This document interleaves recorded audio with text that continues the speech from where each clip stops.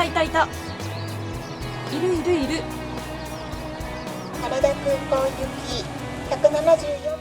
জাপানি সম্প্রচারক নিপ্পন টিভির তথ্য অনুযায়ী বৃহস্পতিবার ইয়ামাগাতা বিমানবন্দরের রানওয়েতে একটি ভাল্লুক প্রবেশ করে, যার ফলে রানওয়ে সাময়িকভাবে বন্ধ করে দেওয়া হয় এবং বিমান চলাচল বাতিল করা হয়।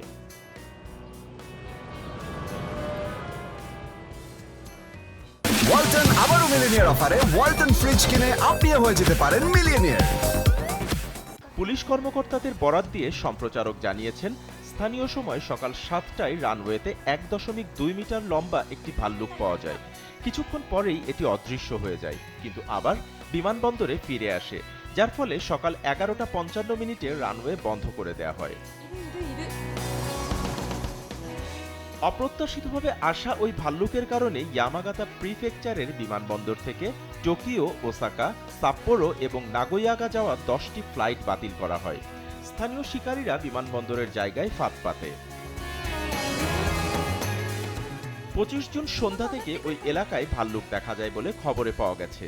কর্মকর্তারা বিশ্বাস করেন যে বিমানবন্দরে যেটি দেখা গেছে সেটি একই। いたいた。 বাপ্পি খান, এসএ টিভি ডিজিটাল।